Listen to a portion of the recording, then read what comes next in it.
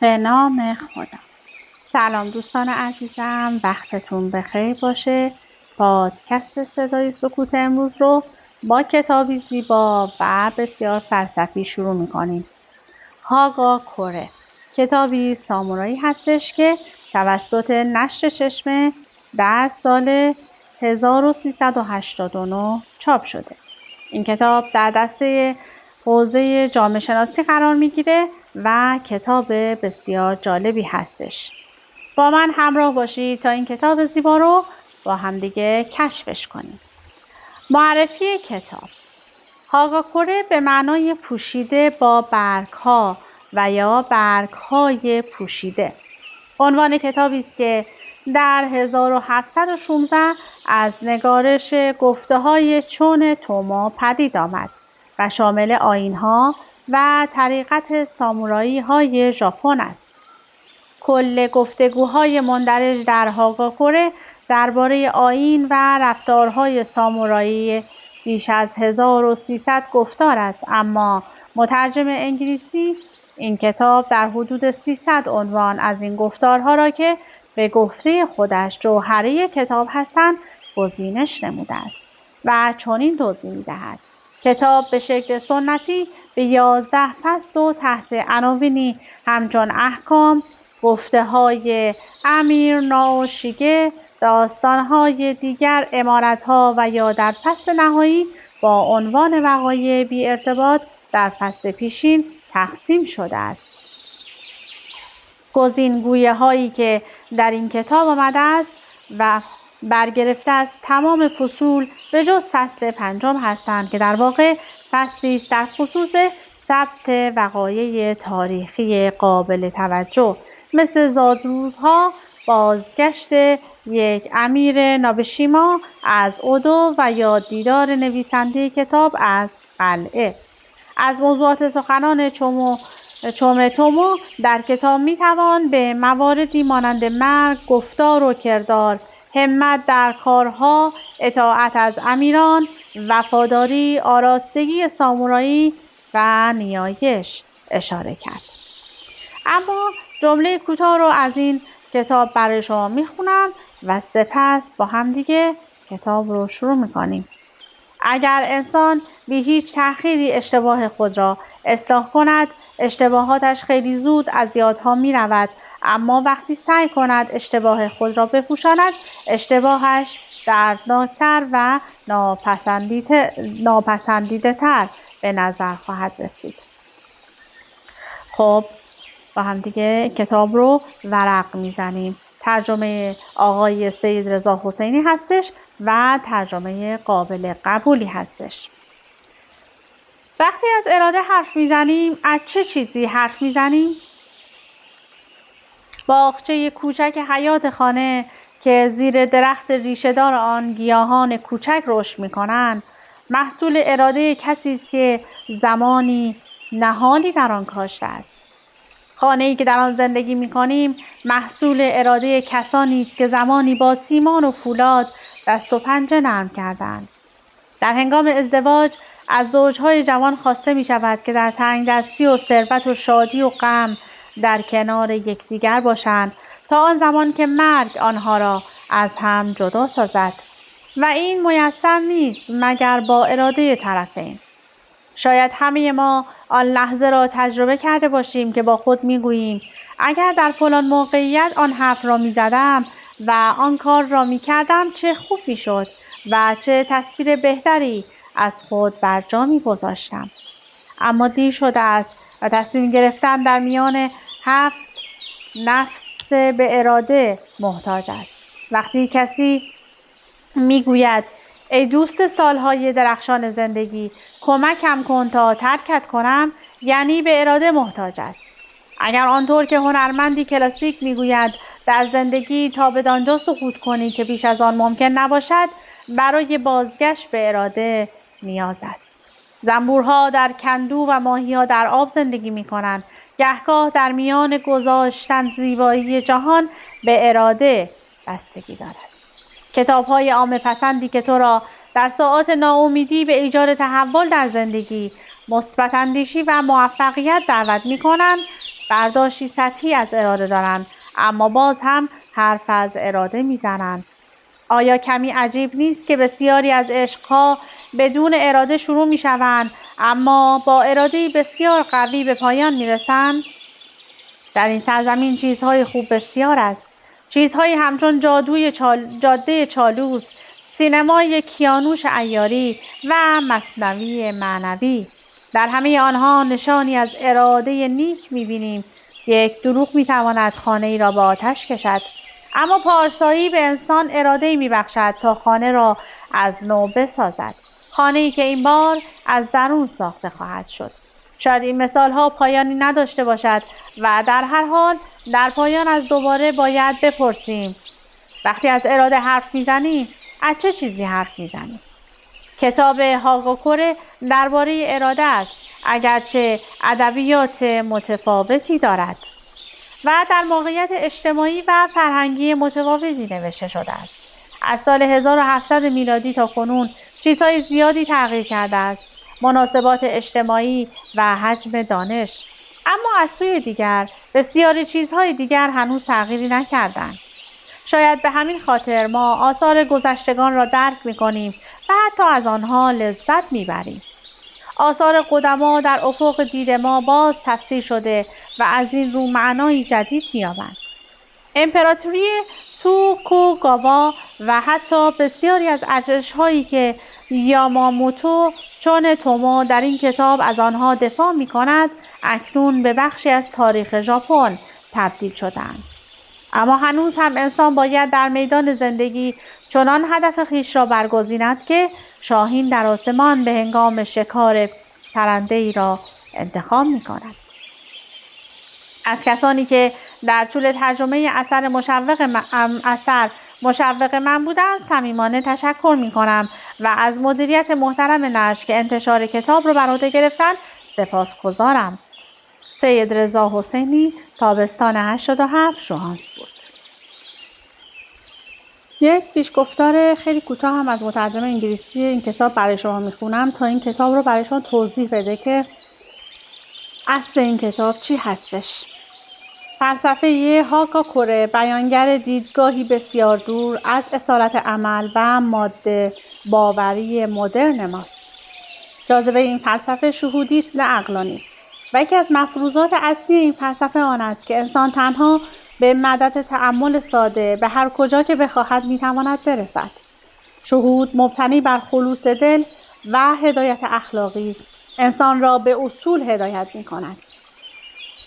این فلسفه چیزی برای گفتن در مورد زمان یا منفعت ندارد و نیز مدافع وقت تلف کردن در خصوص تأملات مبهم درباره خلا نیست. انسان در جهان زندگی می کند و به چیزهای پیرامون خود واکنششان می دهد. مسئله آن است که پای خود را کجا باید بگذاریم.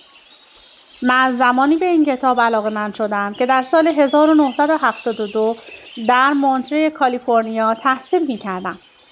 یکی از آشنایان ژاپنی من پیشنهاد کرد که چون از آثار یوکیو میشیما خوشم آمده است ممکن است هاگاکوره نیز برایم جالب باشد. چند هفته بعد چندین نسخه گوناگون از کتاب از جمله کتاب هاگاکوره نیومون اثر میشیما مقدمه‌ای بر هاگاکوره را به دست آوردم و شروع به ترجمه کتاب کردم و فکر می‌کردم تا آخر ترم ترجمه کتاب را به پایان می‌رسانم. ولی آنطور که مشخص شد ترجمه کتاب زمان بسیار بیشتری گرفت. از جمله دوره‌ای پژوهشی در دانشگاه آیشی پریفکتورال و استفاده از منابع بسیار بیشتری نسبت به آنچه در کالیفرنیا در اختیارم بود. حدود 300 گزینگویه‌ای که در کتاب حاضر ترجمه شده است. کل این گزینگویه‌ها بیش از 1300 تاست. بیانگر آن چیزی است که به نظر من جوهره کتاب است. هرچند این گزینگویه‌ها را بر مبنای آنچه در آثار ویراسته دیگر آمده است انتخاب کردم، اما گزینگویه‌های بسیاری نیز وجود دارد که از متن اصلی کتاب انتخاب کردم، در حالی که ویراستاران ژاپنی از آن صرف نظر کردند. چرا که فکر می‌کردم بیانگر جوهره کتاب هستند و یا برای مخاطب غربی جالب توجه خواهند بود. کتاب به شکل سنتی به 11 فصل و تحت عناوینی همچون احکام، گفته‌های امیر ناوشیگه، داستان‌های دیگر، امارت‌ها و یا در فصل نهایی با عنوان وقایع بی ارتباط با 10 فصل پیشین تقسیم شده است. گزینگویی‌هایی که در این کتاب آمده برگرفته از تمام فصول به جز فصل 5 هستند. متن اصلی کتاب امروزه موجود نیست، اگرچه نسخه‌های کپی متعددی با تفاوت‌های اندک نظیر کوری هارا بن، تاکاشیرا بن و ناکائو بن وجود دارد. من مبنای ترجمه خود را عمدتاً نسخه موچینوکی نابیشاماکی بن قرار دادم که در مجموعه نیهون شیسو تایکی خلاصه از تفکر ژاپن جلد 26 نیز از همین مجموعه استفاده شده است. به رسم سپاس دوست دارم صادقانه از پروفسور یاگی سویوشی استاد دانشگاه آیشی پریفکتوار که در طول این پروژه مرا صمیمانه راهنمایی نمود، از خانم ما توسدا نوبوکوآ که در ترجمه بخش‌هایی از کتاب که به راستی برایم دشوار بود مرا یاری کرد و از استاد فقید ایوان موریس که مشوق من برای ترجمه این کتاب بود تشکر کنم. هر گونه اشتباهی در ترجمه کتاب بر عهده خودم است. ویلیام اسکات ویلسون. روز 16 ماه می سال 1700 نابیشیما میتسو شیگه سومین امیر منطقه‌ای که اکنون به استان ساگا معروف است در سن 69 سالگی درگذشت. یکی از نزدیکترین مریدان وی یاماموتو چونتومو که از کودکی به خدمت میتسو شیگه مشغول بود در آن زمان 42 ساله بود. او که به واسطه فرمانهای خاندان خیش و نیز فرمان حکومتی دولت توکوگاوا از خودکشی آیینی به نشانه همدلی با مرگ امیر اویوبارا منع شده بود، سرخورده از تمایلات و گرایش‌های جانشین میتسو شیگه درخواست استعفا کرد و به وی اجازه داده شد به کسوت راهبی بودایی درآید. آن تابستان وی به عزلتگاهی کوچک در مکانی به نام کوروتسو چیبارو که در 12 کیلومتری شمال قلعه ساگا واقع بود کوچ کرد و در آنجا سالها در انزوا زیست. در سال 1710 سامورایی جوانی به نام تاشیرو چوراماتو که بنا به دلایل نامعلومی 1 سال پیش از آن از خدمت خود به عنوان کاتب مرخص شده بود با چونتومو آشنا شد. مصاحبت آنها 7 سال دوام یافت و در 10 سپتامبر 1716 گفته‌های یاماموتو آنگونه که چوراماتو آنها را ثبت کرده بود در قالب کتابی درآمد و نام هاگاکوره را بر آن نهادند. کلمه‌ای که هم به معنای پوشیده با برگ‌ها و هم به معنای برگ‌های پوشیده است. 3 سال بعد یاماموتو در سن 61 سالگی درگذشت. اراضی تحت تصرف خاندان نابیشیما در جزیره کیوسو و در منتهی علیه جنوب غربی ژاپن واقع بود و جزء دسته‌ای از اقطاع به شمار می‌آمد که به آن توزاما می‌گفتند. این دسته از اقطاع در اختیار امیران و خاندان‌هایی بود که تا سال 1600 تاریخ نبرد سرنوشت‌ساز سکیگاهارا در جبهه تویوتومی هیدیوشی شوگان سابق و وفادار به او بودند. این جنگ آواسو را به قدرت مسلط تبدیل ساخت و فرمانروایی وی و جانشینانش بیش از 250 سال ادامه یافت. در جریان نبرد سکیگاهارا امیر بنیانگذار خاندان نابیشیما به نام ناوشیگه در آغاز جانب توکوگاوا را داشت، اما در میانه نبرد ناگهان موضع خود را عوض کرد و به حمایت از نیروهای تویوتومی برخاست. این اشتباه تقریباً مرگبار روابط حکومت توکوگاوا و امیران نابیشیما را برای 3 نسل مداوم تیره ساخت. ناوشیگه مردی با خرد و نیرومند بود و یکی از فصول کتاب هاگاکوره تماماً به شرح گفتار و کردار او اختصاص دارد.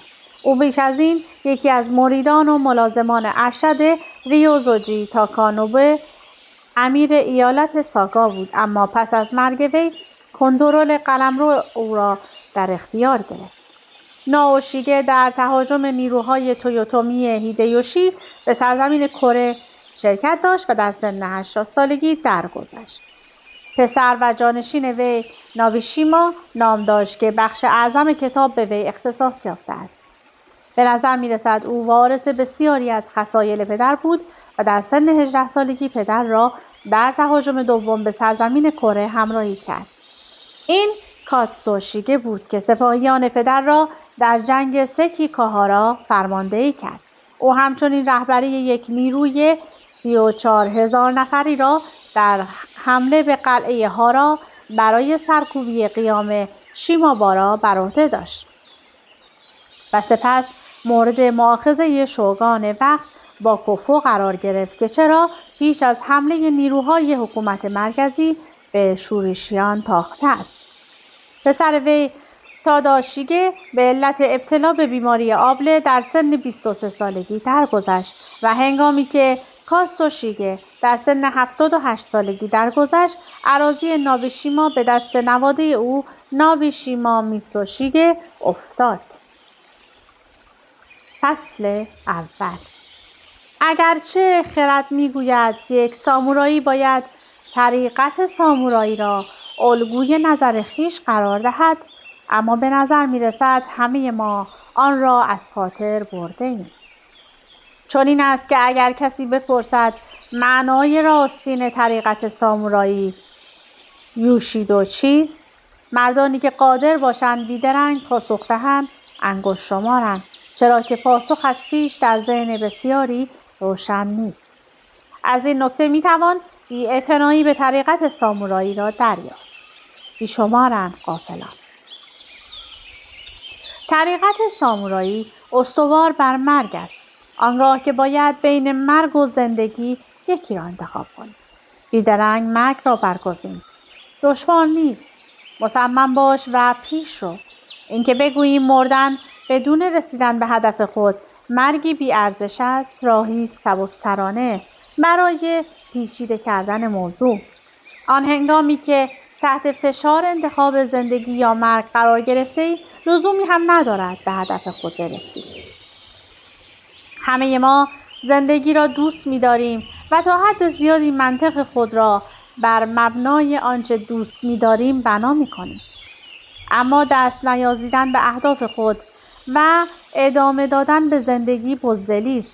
این یک خط باریک خطرناک است. مردن بدون رسیدن به هدف خود مرگی بی ارزش و کوته نظرانه است. اما چه پاک. شرمی در آن نیست. جوهره طریقت سامورایی همین است. اگر کسی بتواند هر روز و شب با روشن ساختن قلب خویش با این واقعیت چنان زندگی کند که گویی جسمش مرده است، به آزادی حاصل از طریقت سامورایی خواهد رسید. زندگیش بی سرزنش خواهد بود و در کار خویش موفق خواهد شد. یک مرد تا بدانجا سامورایی خوبی است که بی شائبه امیر خویش را عرش نهد. این مرد والا مقام ترین سامورایی است. اگر فرد در خانواده متشخص و اصیل به دنیا آمده باشد، کافی است تا عمیقاً نیاکان خود را پاس دارد. جسم و ذهن خویش را فدا و مخلصانه امیر خویش را تکریم کند. علاوه بر این، از اقبال بلند فرد است که هوش و استعدادی داشته باشد که بتواند از آن به نحو مناسبی استفاده کند. اما حتی فردی بی ارزش و نالایق تنها اگر عزمی راسخ در اندیشیدن صادقانه به امور امیر خویش داشته باشد، به مریدی قابل اتکا بدل خواهد شد. داشتن هوش و استعداد صرف کمترین مرتبه کارآمدی برای امیر است. از فصل دوم. گفتند که سامورایی باید از بادگساری، خودخواهی و ولخرجی اجتناب ورزد.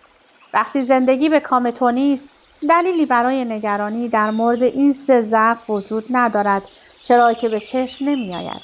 اما وقتی کار جهان به کام توست، این سه خصلت خطرناک می شوند. به وضع بشر نگاه کن. برازنده سامورایی نیست که وقتی کار جهان بر وفق مراد اوست مغرور شود و از حد بگذرد. از این رو بهتر آن است که انسان در جوانی کمی رنج کشد، زیرا اگر شخص تلخی زندگی را به تجربه در نیابد، شخصیتش قوام نخواهد یافت. کسی که در زمان تیر روزی خسته و نومید شود هیچ ارزشی ندارد. در هنگام گفتگو با افراد باید خیلی زود طبع آنها را دریابی و بر طبق شخصیت هر کس واکنش مناسب نشان دهی. مثلا در برخورد با فردی مباحثه‌جو باید ابتدا از خود انعطاف نشان دهی و آنگاه با منطق برتر خود او را شکست دهی. بیان که از در ستیزه‌جویی وارد شوی و به شیوهی که پس از بحث جای پشیمانی باقی نگذاری، این توانایی کار دل و کلمات است. آنچه آمد نظرات راهبی در مورد برخوردهای شخصی. رویاها تبلور حقایق هستند. گاه که رویای مرگ در میدان نبرد یا سپوکه می‌بینم، اگر در خواب شجاعت خیش را حفظ کنم، روحیم در خواب به تدریج تغییر می‌کند. این عبارات در باب رویایی است که در شب 27 از ماه 5 دیدم. اگر کسی بگوید شرط سامورایی بودن در یک کلام چیست، باید گفت اساس آن سرسپردن در راه امیر است.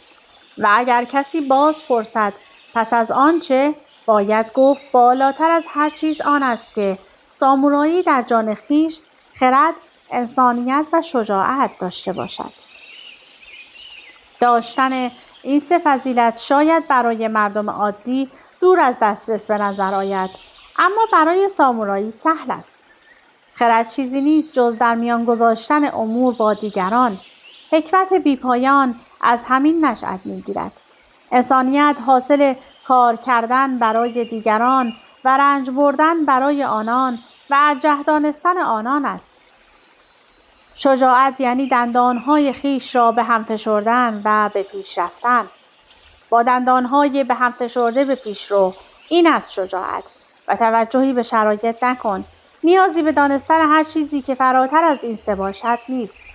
آنچه گفتیم در درون سامورایی می‌گذرد، اما بعضی خصلت‌های بیرونی نیز هستند که اهمیت دارند و آنها عبارتند از سیما و جلوه سامورایی، شیوه سخن گفتن او و خوشنویسی.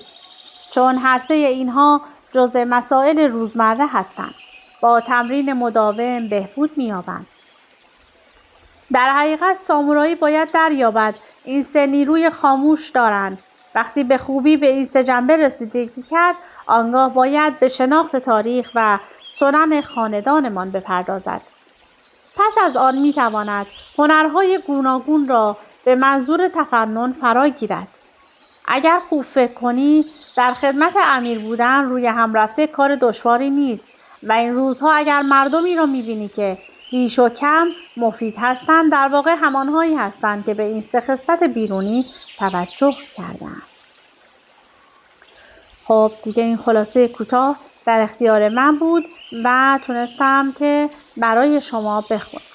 امیدوارم که از این کتاب زیبا لذت برده باشید و بتونید تهیه کنید و تا انتها بخونید. از اینکه با من همراه بودید سپاسگزارم. تا وایس بعدی، خدا نگهدارتون.